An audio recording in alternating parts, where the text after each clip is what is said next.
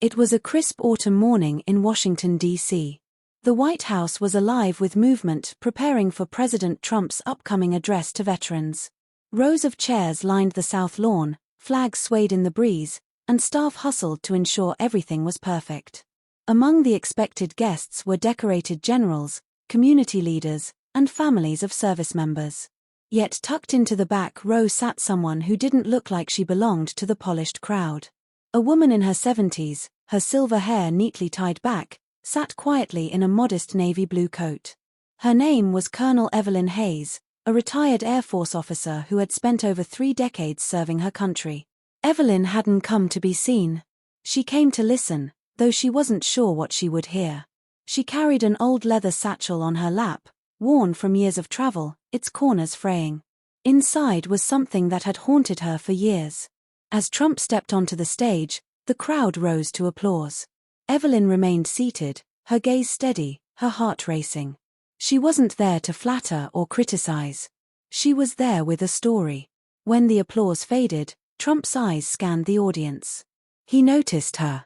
Something about her stillness, her quiet strength, pulled his attention away from the crowd's energy. She was different. And in that moment, though he didn't know her yet, he would soon realize her story had the power to change not only his day, but his perspective and perhaps even the nation's. After his speech, Trump stepped down from the podium to greet veterans in the front rows. Cameras flashed, reporters scribbled, and hands eagerly reached toward him. But his eyes kept drifting toward Evelyn in the back. When he finally reached her row, she stood slowly. Her movements carried the weight of decades of service, but also the hesitation of someone carrying an untold truth.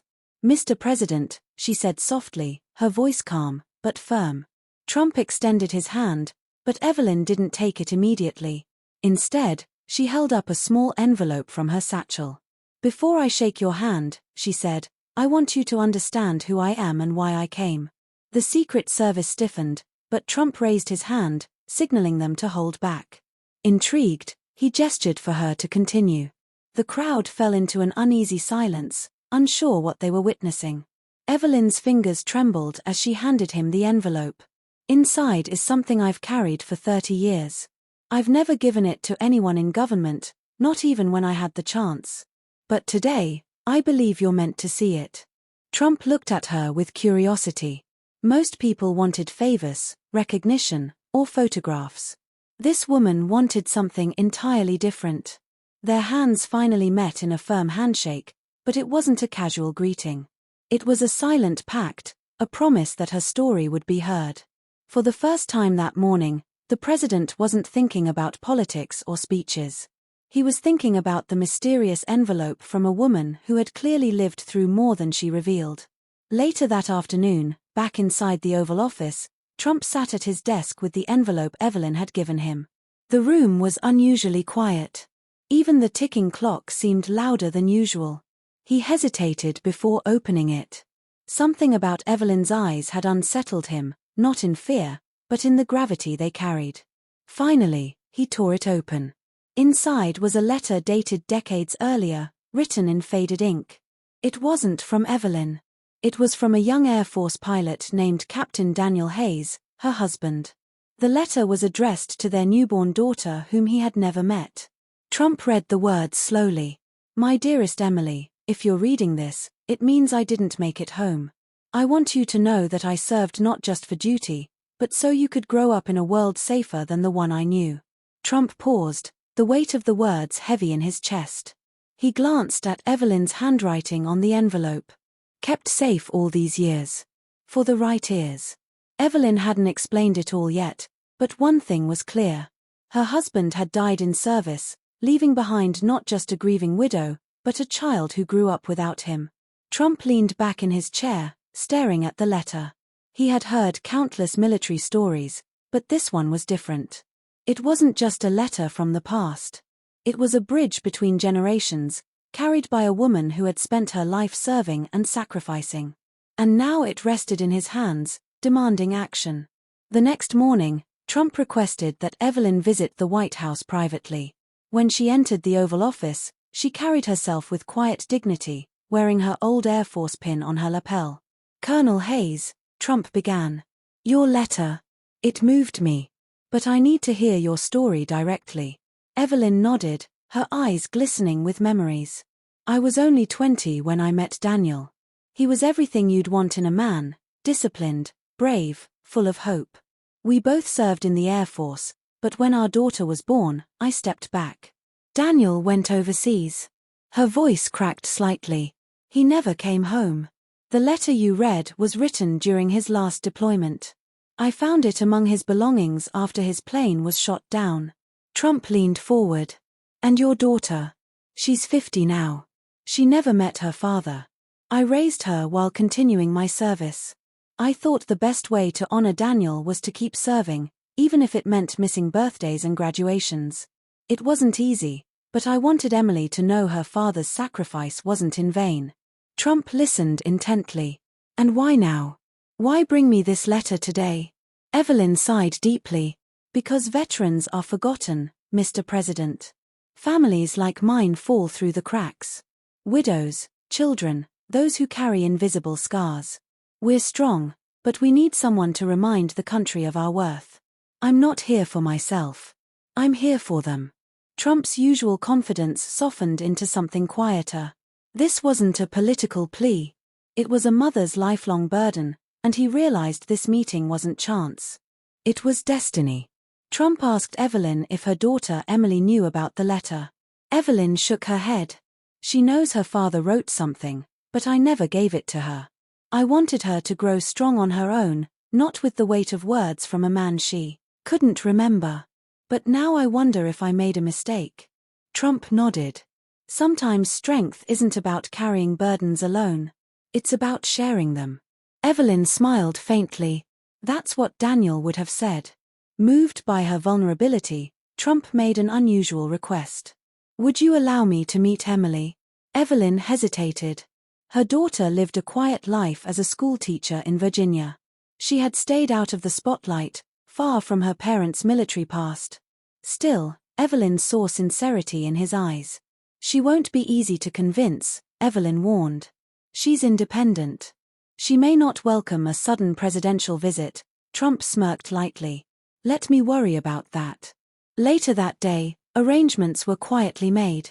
No press, no announcements, just a drive to a small suburban town where a woman named Emily Hayes taught history at a local high school.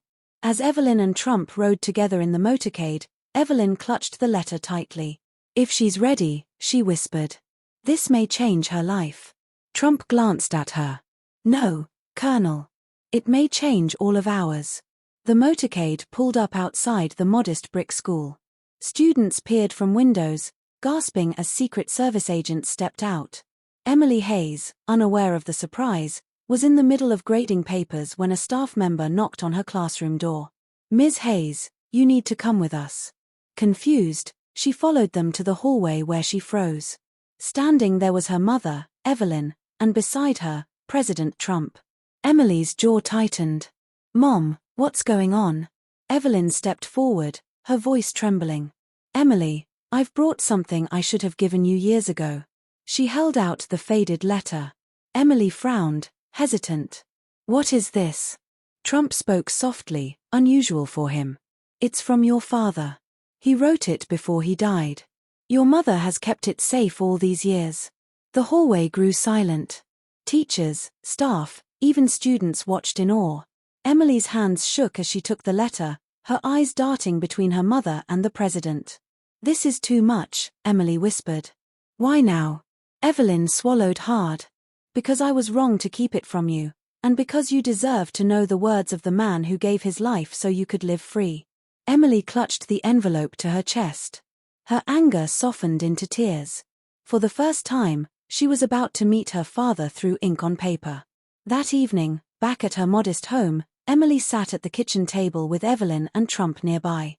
The letter lay before her, fragile with age. With trembling fingers, Emily unfolded it.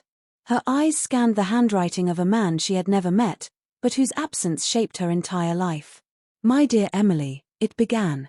I may not see you grow, but I will always be with you. Remember that courage isn't about fighting battles. It's about choosing love, even when the world gives you reasons not to. Tears slid down Emily's face. Evelyn reached for her hand. He wrote that when you were just a baby, I wanted to protect you, but maybe I denied you the chance to know him. Emily shook her head. You carried so much, Mom. I never realized. She looked at Trump. And why are you here? Trump leaned forward. Because stories like yours matter.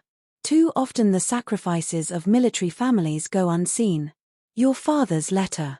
It speaks not just to you, but to the entire nation. Emily looked back at the letter, her heart swelling with emotions she had buried for years. For the first time, she felt her father's presence not as a void, but as a guiding light. And though the pain remained, a sense of healing began to bloom. On the ride back to Washington, Trump sat quietly, deep in thought. For once, he wasn't planning a speech or strategy. He was reflecting. Evelyn watched him carefully. You're thinking about something. Trump nodded. I've met generals, world leaders, billionaires. But today, I met something more powerful. A family's truth. A letter written 30 years ago just changed how I see everything. Evelyn tilted her head. And what will you do with that realization? Trump exhaled. I don't know yet, but I know this. I can't let it end with just one family's healing. There are thousands of Emilys, thousands of Daniels, thousands of letters that never reach the light. Evelyn's eyes softened. Then perhaps your job isn't just to lead the country. It's to listen to it. Trump looked out the window at the passing lights of the city. For once, he didn't feel like the most important man in the room. He felt like a messenger, someone entrusted with a sacred duty. And in that moment, he knew Evelyn's story had planted something in him, something that demanded action. Back at the White House, Trump called an urgent late-night meeting with his advisors. They entered expecting political strategy, but were surprised by his opening words. I want to start a project, a national archive, not just of history, but of letters. Letters from fallen soldiers, from veterans, from families who sacrificed. His advisors exchanged glances. Mr. President, that's a massive undertaking. Trump's tone was firm. So was landing on the moon, but we did it. This matters. Families like Colonel Hayes shouldn't have their stories hidden away in attics. They should inspire the nation. He outlined his vision, a digital and physical memorial called Voices of Valor, where letters, journals, and messages from service members would be preserved and shared. This isn't about politics, Trump continued. It's about memory, about making sure the next generation understands the cost of their freedom. The room fell silent. For once, the idea wasn't debated. It was embraced because they all knew this was more than policy. This was legacy. When Trump shared his plan with Evelyn, she was quiet. It's noble, she admitted. But are you ready for the weight of it? These aren't just words. They're lives. Pain. Unfinished dreams. Trump nodded. That's why it must be done. Evelyn sighed. Then you must do it right. Don't turn it into a spectacle. Don't let it become about politics. Promise me that. Trump looked her in the eye. I give you my word. She studied him carefully, then nodded. Then I'll help. I'll donate Daniel's letter as the first entry. But only if Emily agrees. Later, when Trump asked Emily, she hesitated. This letter is all I have of him. Sharing it feels like losing him again. Evelyn touched her hand. Or it could mean giving him to the world. So others might heal just as we are. Emily's eyes filled with tears. Slowly, she nodded. Then let's share him. Trump smiled gently. It begins with Daniel Hayes. Weeks later, a press conference was held in the White House. Cameras flashed. Reporters buzzed. At the podium stood Trump, Evelyn, and Emily. Trump began, Today, I want to share a story that moved me deeply. It's about service, sacrifice, and love that transcends time. He gestured to Emily, who held up the letter. Her voice trembled, but remained steady. This was written by my father before he died in service. 4 years, it was only mine, but now I give it to the nation so his words can inspire others. She read a passage aloud. The room grew still. Reporters forgetting their pens. For a rare moment, politics disappeared, replaced by raw humanity. Trump concluded, "This is just the beginning. Voices of Valor will collect letters from families across the nation. Stories that deserve to be remembered, honored, and shared." Applause erupted, not staged, but genuine. And in that moment, the project wasn't just announced. It was born.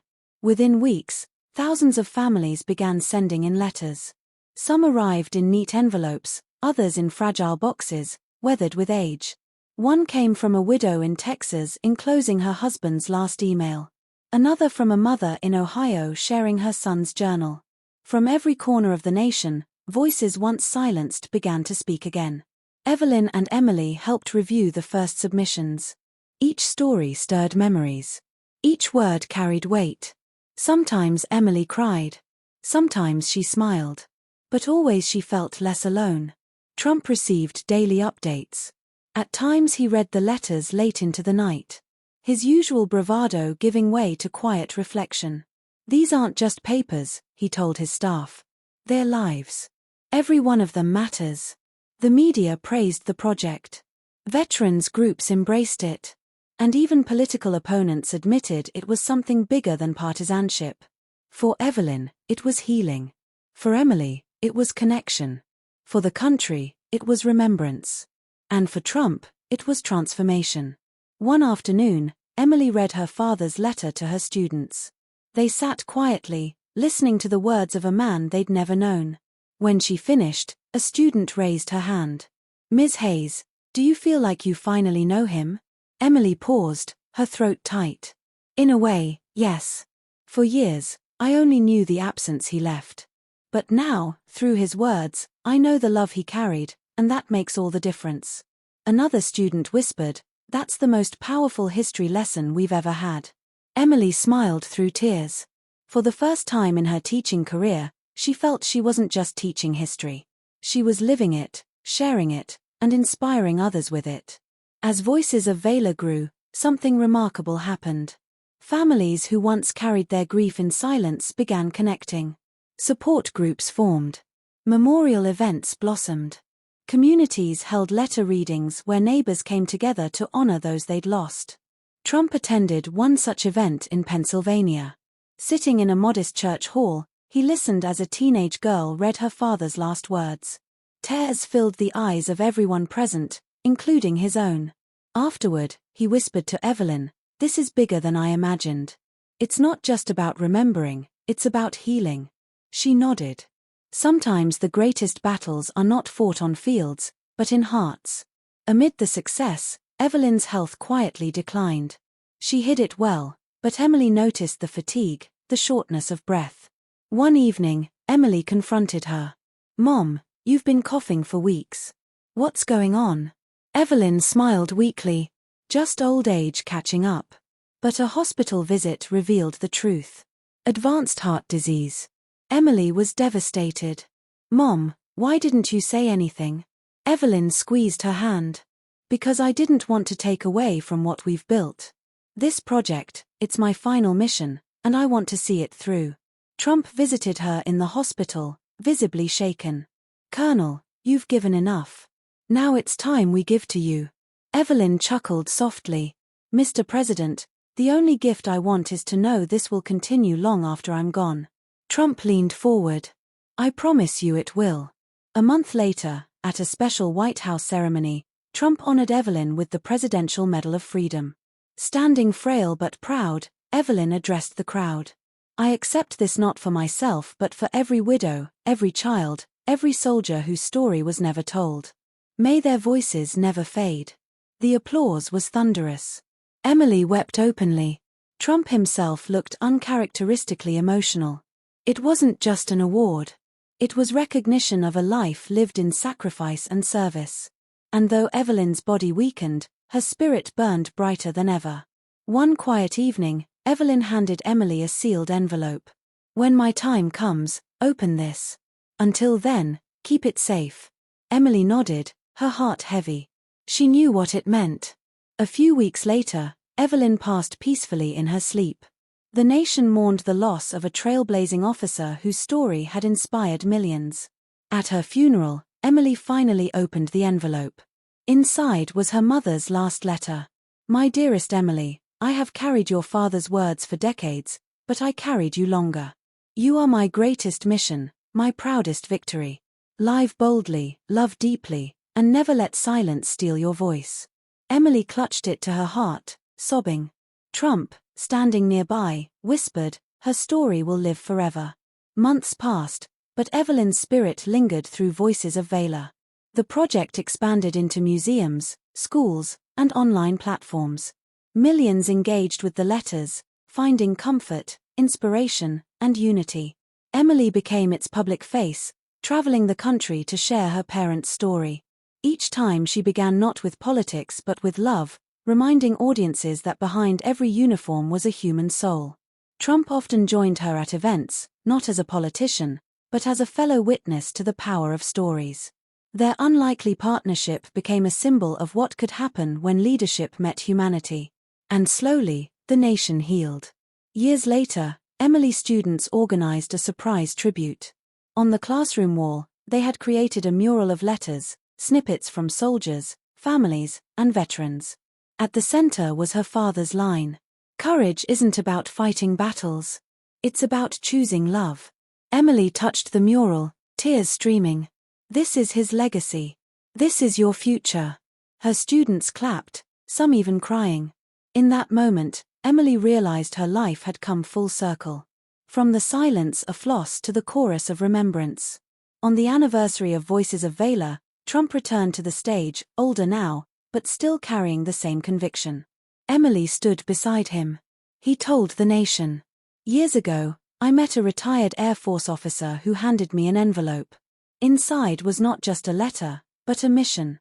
Today, millions of voices are preserved because she believed one story could change everything. She was right. Then he revealed something few knew. Evelyn's final request to him in private. She told me, don't just honor the dead, support the living. And so today, I announce the